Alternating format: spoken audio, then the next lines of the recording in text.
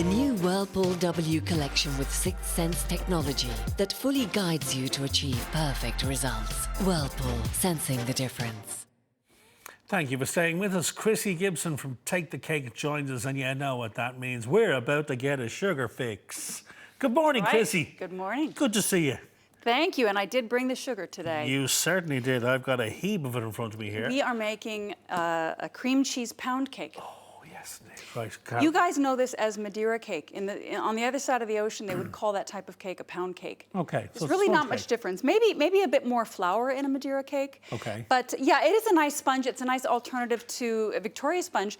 Do you know what's great about this is we use cream cheese in it, obviously, and it gives it a wonderful, a light sort of flavor and texture. So we're going to start with about 335 grams of salted room temperature butter. That's about 3/4 of a pound. And it's important that all of the ingredients we use today are room temperature. Okay. Okay. So we're going to add to that 230 grams of room temperature cream cheese. We want to use full fat cream cheese. Don't go for the diet stuff. Yeah, we're going all in here. We are. Yeah, may as well. Go big or go home. It's Sunday. So we're going to mix these two room temperature ingredients together. And it's going to be nice and smooth and creamy. We're going to add to that gradually 690 grams. I know. Holy moly. You could go as low as maybe 670, but if you go lower than that, it's going to affect the texture of the cake. Okay. So, you know, up to 200 grams, but certainly no less than 670. So granulated sugar or caster sugar, doesn't matter. I'm doing this in stages. I'm adding a little bit at a time. Because if you chuck it all in at one time, it's not going to mix, is it? Yeah, you know, you'll notice that this is going to get a little bit fluffier with each go. Okay. Now, if you have a stand-up mixer at home, those are fine to use as well. I would say, yeah, everybody's usually got two attachments with their stand-up mixer. Yeah. If you do use a stand-up mixer, that's great. I would suggest using the whisk attachment for that. As opposed to the paddle kind exactly, of one. Yeah. Because the paddle won't give you as fluffy a result. We're really going after a smooth and fluffy batter. So now we have our cream cheese, our sugar, and our butter, our salted butter. To that, we're going to add sort of a lot of vanilla extract. I don't use essence, I use vanilla extract. It's a stronger, purer flavor. And you normally just use a little half a teaspoon or something, if even. This is a lot, isn't it? Yeah, it's quite a lot. I just kind of poured it in. It was 20 mils. Wow, okay. So that's more like 4 teaspoons. Right. 5 mils is about a teaspoon. Yeah, We're using loads. Okay. And then this is 6 eggs. I'm using pasteurized eggs today, so they're liquid. But you're going to use 6 eggs, and these, again, room temperature. I want to make sure these don't splatter everywhere. Okay. So now we're going to mix these all together. And we're going to be adding flour to this. We're using self-raising flour. And the flour I'm also going to add just a bit at a time. Altogether, we're using 450 grams. Okay. Now, once we have our batter all mixed in together and it's nicely incorporated, what we have is a smooth and fluffy batter. We're going to put our batter into, there's actually a few different kinds of pans you can use. What I have here today is a bundt pan, right? What I've done is I've greased it and I've floured it, which is really common for any kind of cake. But you could also use a loaf pan.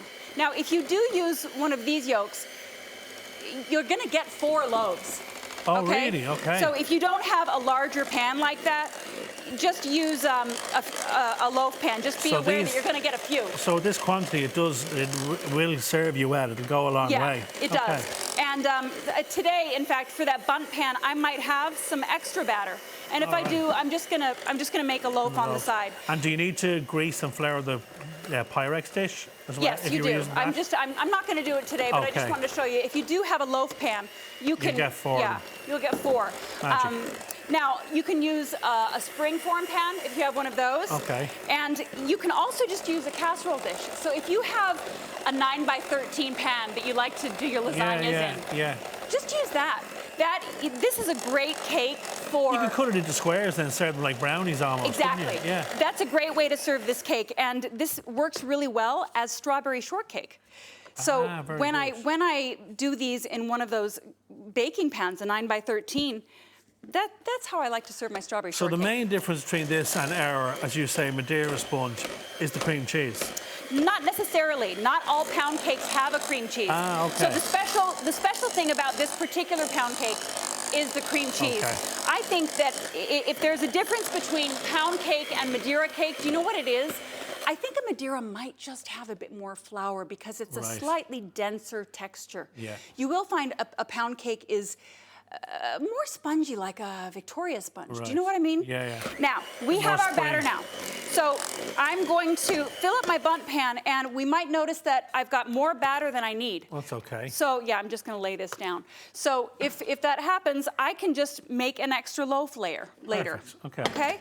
So here we go. We're going to fill this up, and this does rise. It doesn't rise a huge amount. But you don't want to fill this to the top, this bun. That's exactly right. So fill it about maybe halfway. At the most, fill it about 3/4, but you don't really have to worry too much about this going all over your oven because it doesn't rise a whole terribly lot, Even though we use self-rising flour. even though. Okay. Okay, so here we've got our bundt pan filled, and I think I've got just about the right amount in here. So I'm making a bit of a mess, but you get the idea. Here we go. I'm just going to smooth this out a little bit because once this comes out of the oven, we're going to tip it upside down, and we want the top to be as flat as it can be. We're going to put this into the oven at Okay. 150. Oh, nice and low, right. Yeah, it's not too high. And if you have a fan oven, that's perfect. This is going to bake for about 1 hour and 15 minutes. But take it out of the oven and test it after 1 hour. Okay? After 1 hour, you might find it's good and done. Everybody's ovens are kind of different. Do you know what I mean? Yeah, of course. My oven at the bakery runs a little bit hot. Of course. So, And when you say tested, does that just pop a skewer into the middle? so what I mean is you take a toothpick. Okay. So here we go. I have a toothpick. And do you see how any Madeira or cake or pound cake will have a nice crack on the top? Yeah, do you see how that's cracked? Gorgeous.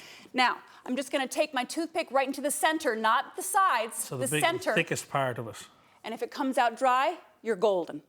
Okay, so there's a little bit of liquid still on that, back into the oven for a few minutes. Exactamundo. Okay. Now, if you've got a big pan, you might need another 10 minutes. Okay. If it's almost there, just give it another 3 or 5 minutes. Okay, and then serving suggestions. Look So at this. this Plate is of a beauty, simple this cake like a Victoria sponges. So you want a bit of flavor. Fresh berries, raspberries are great now. Well, you know Fresh me and berries, cream. I can't get enough of them. Oh, Simon. Well, I did give you some chocolate shavings did, there, yeah, so you hopefully did. that'll do you. Can I tuck in and have Please a little taste? do, and let me know what you think. I'm interested to see the texture of it.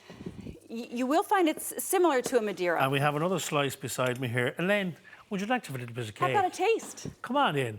Am I not sweet enough? No. Come on, come Am I on. not sweet enough? There's only nearly This a pound of looks sugar delicious. in this, doesn't it? Delicious. Thank you so much for making that specially for me on a Sunday. You are so welcome. Everyone needs a treat. What's it like? That's right. That's right. No. It's got a nice crust on it, doesn't it? You can kind of see that on this one over I here. just need a minute. It's quite sugary. It is a sweet cake. That'll be the 670 grams of sugar. Yeah, 170 grams of Yes, sugar. you'll be No, fine. actually, I used 690. Oh, Oh, righty-o. 670. If Yeah. you are going to reduce it, don't go lower than 670. Go big But or go home. You taste the sweetness of that That's cake gorgeous. on the crust. And I love the Very texture much of so. it. It's almost too. caramelised a little bit. Another winning of a recipe. The full recipe details are, of course, up on our website. Or you can check out Krissy's wares at takethecake.ie, and I recommend you do so. Now, coming up, actor and writer Claire Dunn opens up about the real-life events that inspired her new movie. Stay with us. The new Whirlpool W collection with Sixth Sense technology that fully guides you to achieve perfect results. Whirlpool, sensing the difference.